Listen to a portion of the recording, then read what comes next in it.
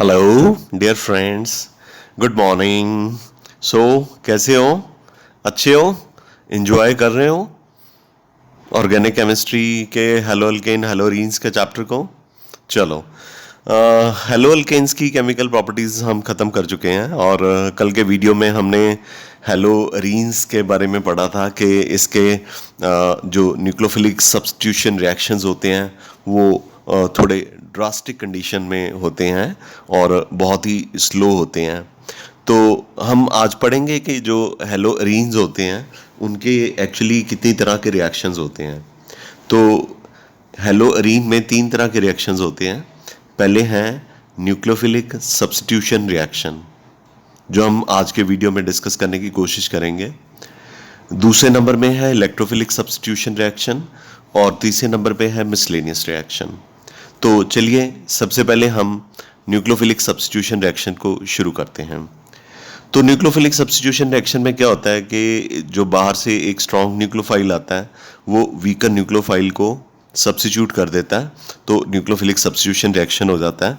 जैसे कि for example nucleophilic substitution reaction की एग्जांपल मैंने डोज प्रोसेस दी हुई है। ये क्लोरोबेंजीन है और सोडियम हाइड्रोक्साइड में जो हाइड्रोक्साइड है ये न्यूक्लियोफाइल है, ठीक है। और ये न्यूक्लियोफाइल क्लोरीन को डिस्प्लेस करने जा रहा है और उसकी जगह पे क्या लग जाएगा? OH लग जाएगा, यानी क्लोरीन की जगह OH लग जाएगा, लेकिन वो स्टेप्स में होगा। लेकिन ये सुनने में जितना ईजियर लग रहा है आपको, ये इतना ईजियर तो नहीं है। क्योंकि nucleophilic substitution reaction hello arenes के या क्लोरोबेंजीन के बहुत ही ड्रास्टिक कंडीशंस में होते हैं। हमें रिएक्शन कंडीशंस बहुत विगरस देनी पड़ती हैं, तभी जो क्लोरीन और कार्बन या हेलोजन और कार्बन के बीच में जो बॉन्ड होता है वो ब्रेक कर सकता है। अदरवाइज इसका क्लोरीन का यहाँ से डिस्प्लेस हो जाना और किसी दूसरे न्यूक्लियोफाइल का यहाँ पे लग जाना थोड़ा डिफ़िकल्टी होता है। तो चलो इसको अंडरस्टैंड करते हैं। तो जब हमने क्लोरोबेंजीन को सोडियम हाइड्रोक्साइड एक्वस से ट्रीट किया तो टेम्परेचर हमें लेना पड़ा 623 केल्विन, प्रेशर 300 एटमॉस्फेयर, ठीक है। तो ये इसके साथ रिएक्ट करेगा तो हमें एक इंटरमीडिएट मिलेगा जिसका नाम है सोडियम फिनोक्साइड। ये स्टेप 1 हो गया। तो ये जो सोडियम फिनोक्साइड मिला है इसको डिल्यूट HCl से ट्रीट किया है स्टेप 2 में। तो ये जो H है Na+ को सब्स्टिट्यूट कर देगा, तो जो Na है वो Cl के साथ कंबाइन करके बाहर निकल जाएगा और NaCl बन जाएगा और H जो है Na की जगह लग जाएगा। तो आपको क्या मिल गया? फिनोल मिल गया। जबकि हम हेलो अल्केन में यही रिएक्शन करते थे ना, तो ऐसे नहीं करते थे। एक हेलो अल्केन होता था हमारे पास, सिंपली एक हेलो अल्केन होता था से जैसे ये RX है और ये KOH है, कोई ड्रास्टिक कंडीशन नहीं। OH X को सब्स्टिट्यूट कर देता था, ROH बन जाता था, साथ में KX आ जाता था। तो ये इतना सिंपल था हेलो अल्केन के केस में। लेकिन हेलो अरीन के केस में ये ऐसा इतना सिंपल जो है वो नहीं है। ये हेलो अल्केन्स में हुआ था,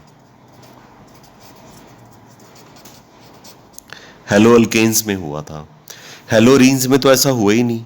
हेलो अरीन्स में तो देखिए, पहले हम सोडियम हाइड्रोक्साइड ले रहे हैं 623 kelvin temperature, 300 atmospheric pressure. Step 1 में आपके पास एक ट्रांजिट कंपाउंड मिला है जिसका नाम सोडियम फिनोक्साइड है। उसको फिर आपने डिल्यूट HCl से ट्रीट किया है, हाइड्रोजन ने सोडियम को रिप्लेस कर दिया, आपको फिनोल मिल गया, साथ में सोडियम क्लोराइड मिल गया। फिर कहीं जाके आप कह सकते हैं कि OH ने क्लोरीन को डिस्प्लेस कर दिया और आपको फिनोल मिल गया।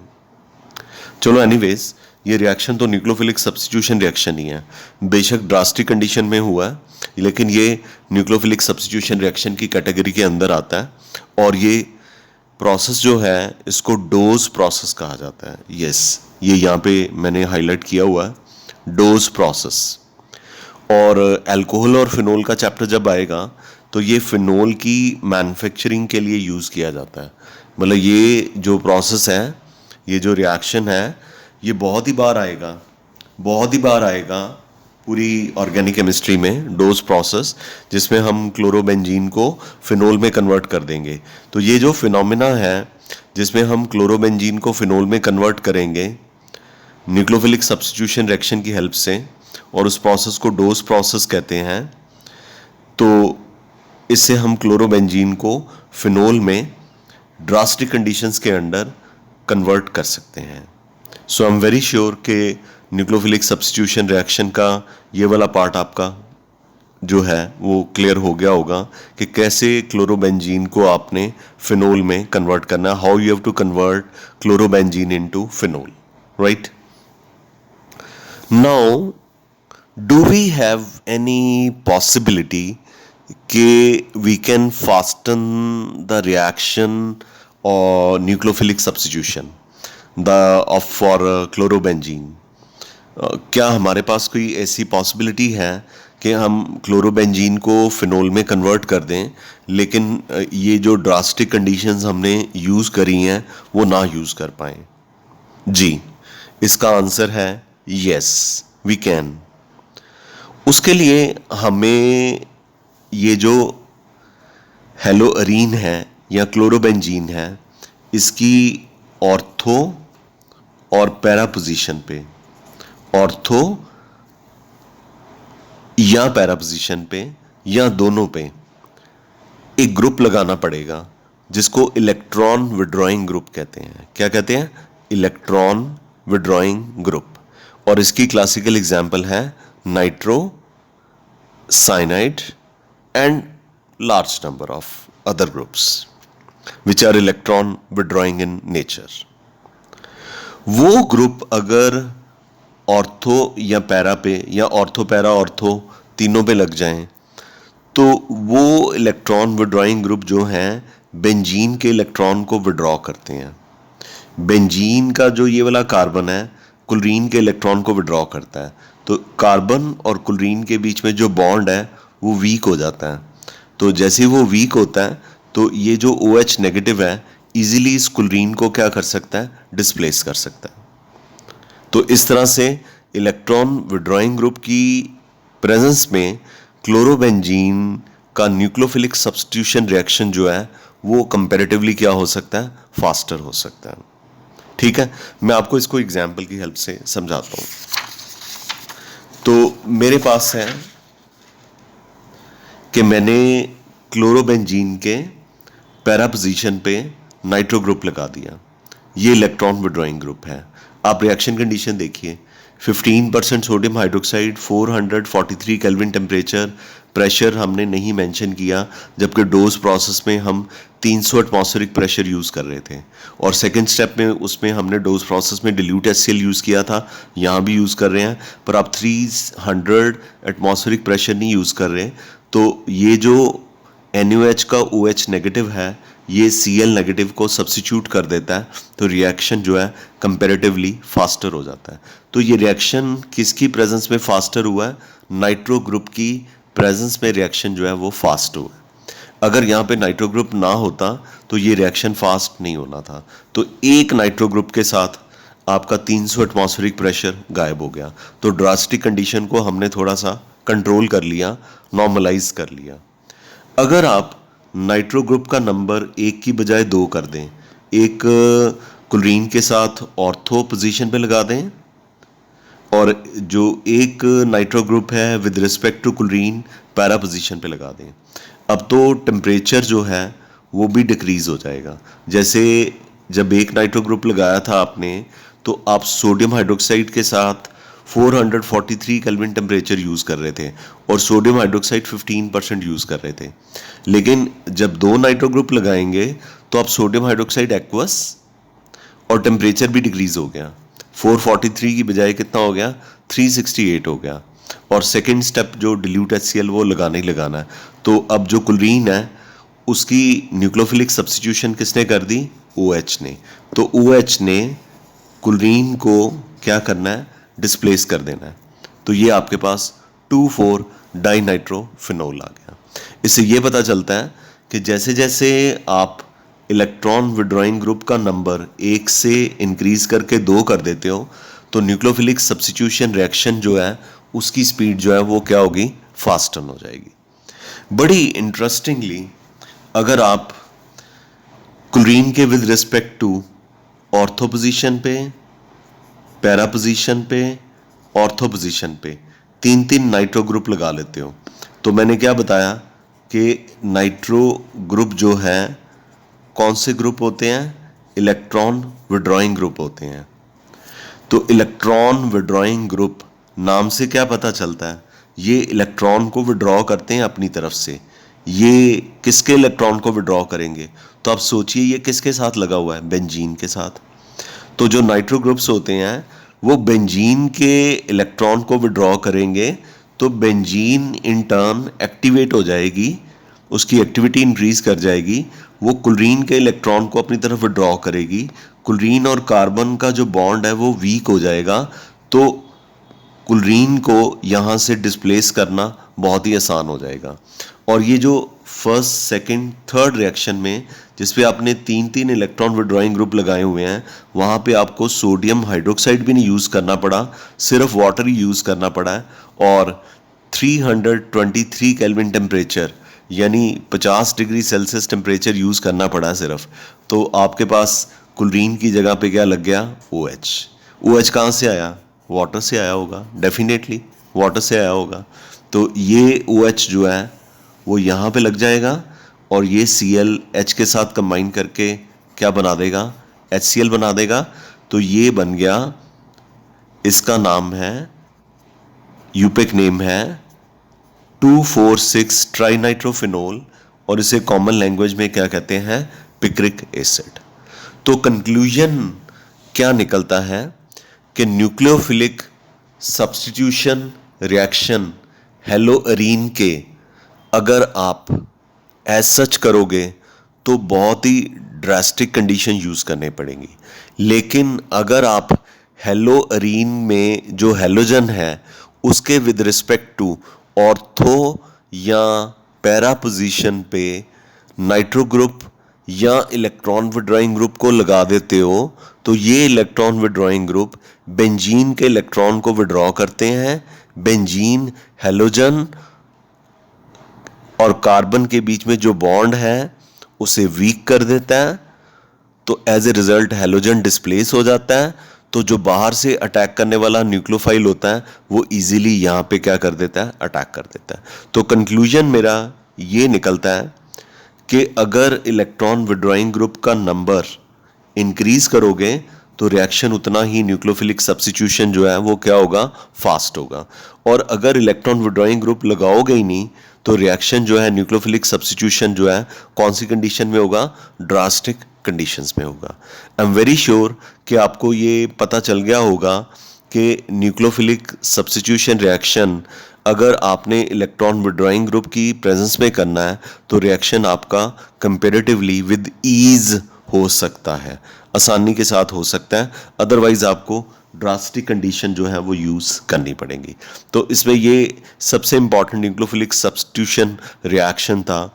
लेकिन अब हमने जैसे कहा कि nitro group electron withdrawing group है तो ये अगर इलेक्ट्रॉन को विड्रॉ करता है तो ये कैसे इलेक्ट्रॉन को विड्रॉ करता है ये मैं अभी आपको बताता हूँ, ठीक है। मैं आपको आगे एक्सप्लेन करने जा रहा हूँ, ओके।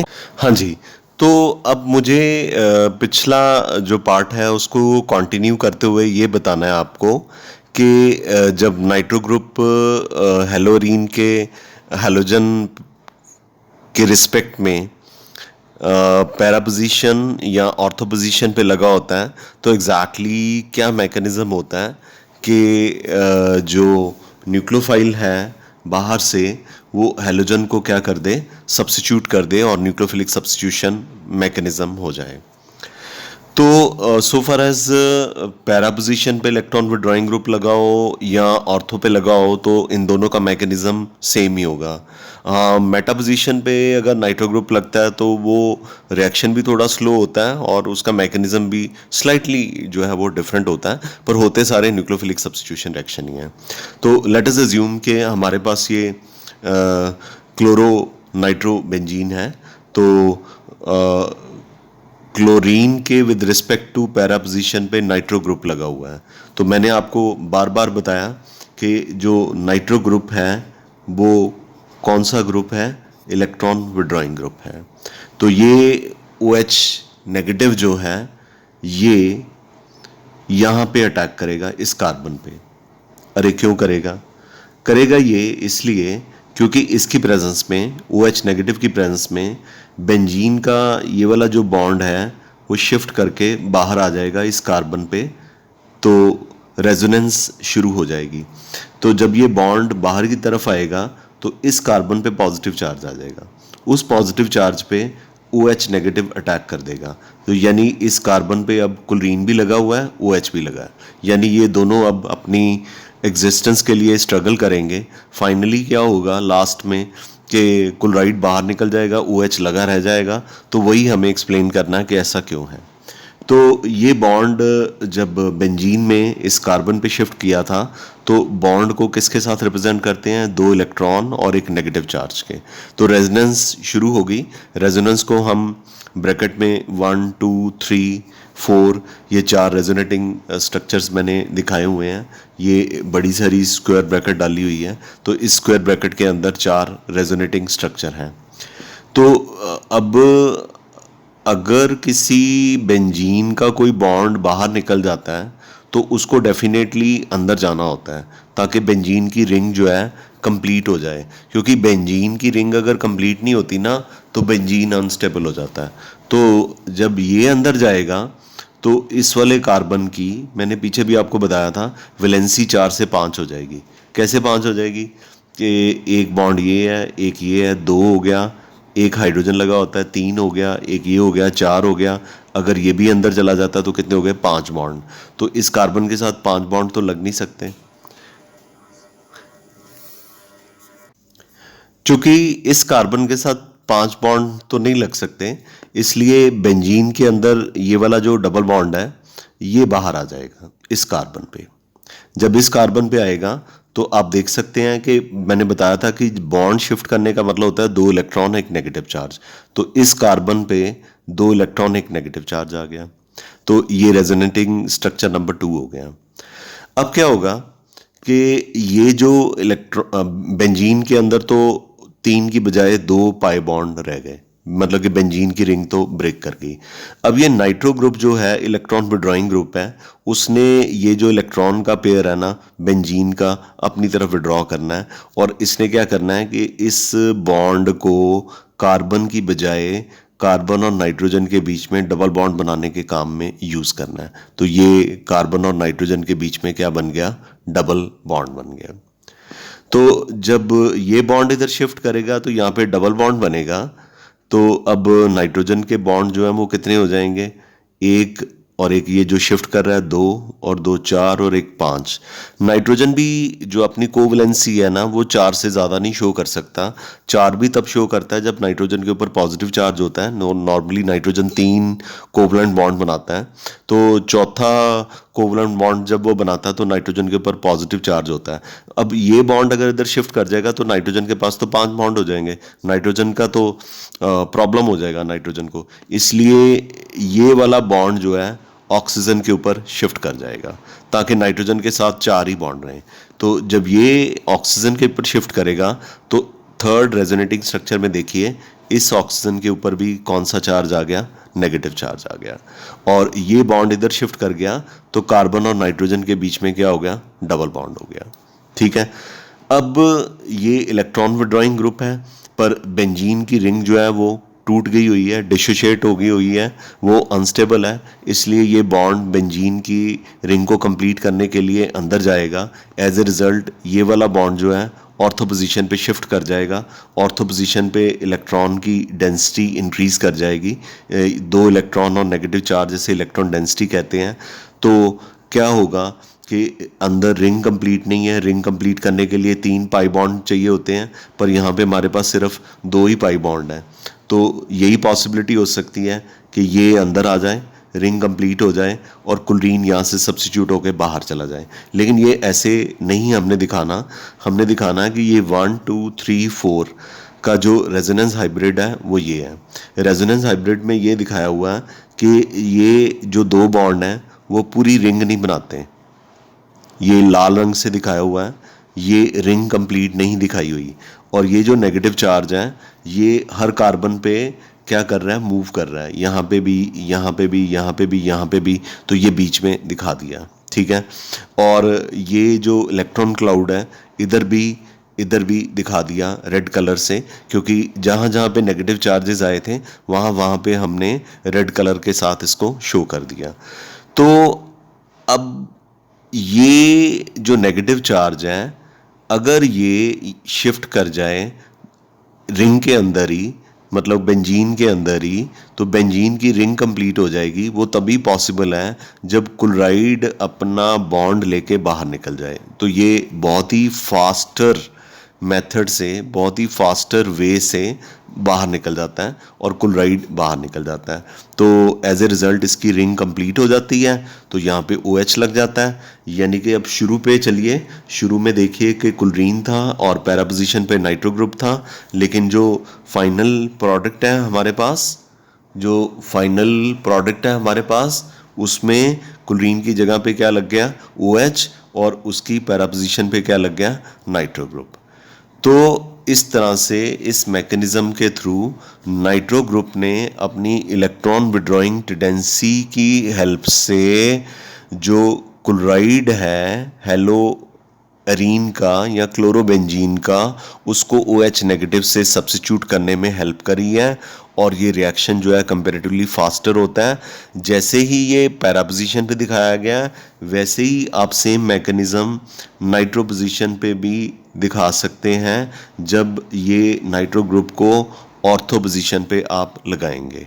तो वो पिक्स मैं आपको दे दूंगा। लेकिन मेटा पोजीशन में ये वाली स्टेजेस में एक चेंज आता है कि मेटा पोजीशन पे जो नाइट्रो ग्रुप होता है वो इलेक्ट्रॉन विड्रॉइंग इन नेचर नहीं होता, वो माइनस रेजोनेंस या नेगेटिव रेजोनेंस नहीं शो करता।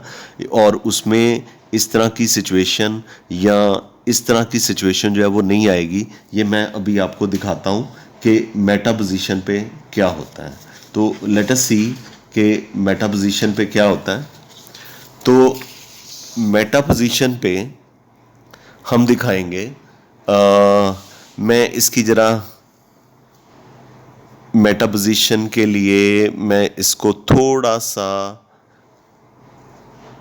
ये आपको इसका फोकस ले आऊं ज़रा, ठीक है, ओके। तो आई एम श्योर कि ये आपको क्लियर है। ओके, ये क्लियर है। तो आप देखिए कि इसमें नाइट्रो ग्रुप जो है with respect to chlorine meta position पे लगा हुआ है। ये मेटा पोजीशन है, ठीक है, मेटा पोजीशन है। तो मेटा पोजीशन पे नाइट्रो ग्रुप लगा हुआ है। तो OH नेगेटिव ने यहाँ पे अटैक करना है। तो और क्लोरीन और OH दोनों बॉन्ड यहाँ पे लग जाएंगे। ये वाला बॉन्ड कार्बन पे आ जाएगा, यहाँ पे नेगेटिव चार्ज आ जाएगा। ये इलेक्ट्रॉन डेंसिटी ऑर्थो पोजीशन पे इंक्रीज कर जाएगी, रिंग टूट गई। तो ये जो बॉन्ड है या इलेक्ट्रॉन है अंदर जाएंगे, ठीक है।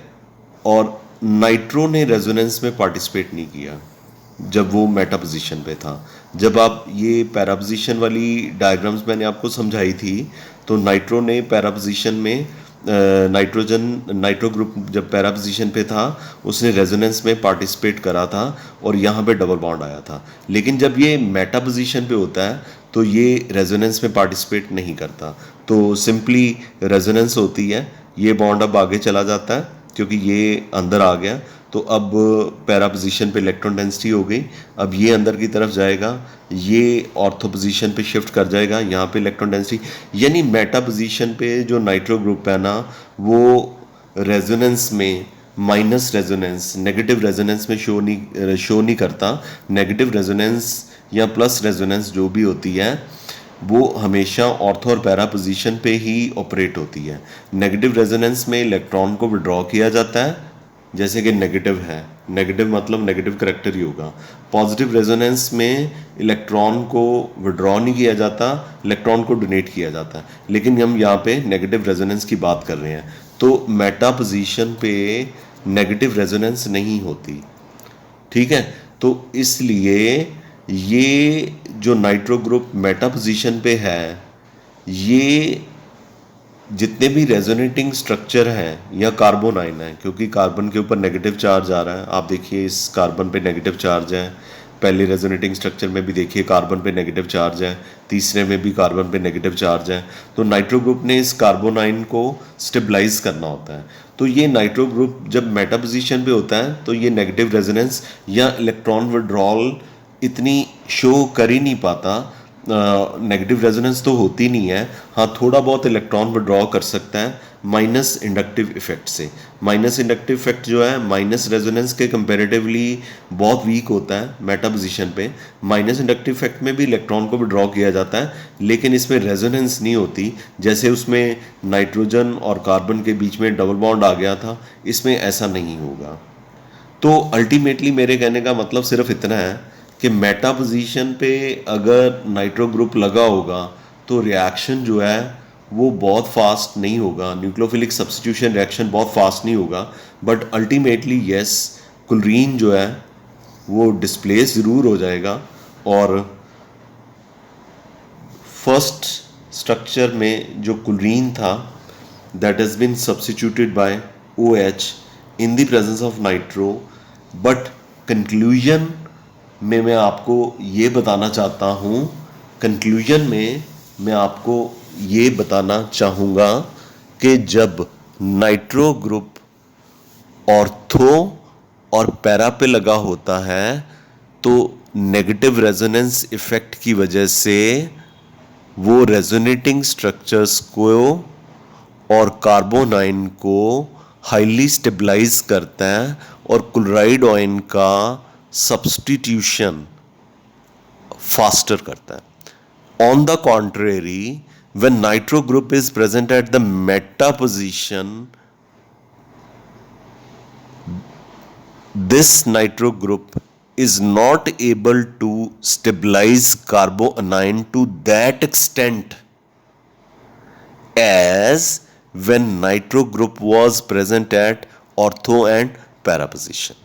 But still I would like to say कि अगर नाइट्रो ग्रुप है ऑर्थो और पैरा पे तो न्यूक्लियोफिलिक सब्स्टिट्यूशन फास्टर होगी एज कंपेयर टू अगर नाइट्रो ग्रुप मेटा पोजीशन पे है।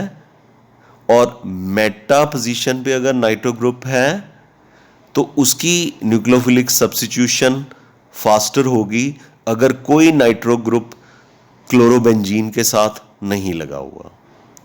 And second conclusion I would like to tell you कि अगर एक नाइट्रो ग्रुप है तो न्यूक्लियोफिलिक सब्स्टिट्यूशन रिएक्शन फास्ट होगा। अगर दो नाइट्रो ग्रुप हैं, एक ऑर्थो पे और एक पैरा पे लग गया, तो न्यूक्लियोफिलिक सब्स्टिट्यूशन रिएक्शन की स्पीड और भी फास्ट हो जाएगी। और अगर तीन तीन नाइट्रो ग्रुप लगे हुए हैं तो nucleophilic substitution reaction will be at its best and it will be very very fast. Listen the video as many times, say at least 3 to 4 times. In case you have a problem, please talk to me directly. Thank you very much. We call it a day. I hope you understood this. Thank you.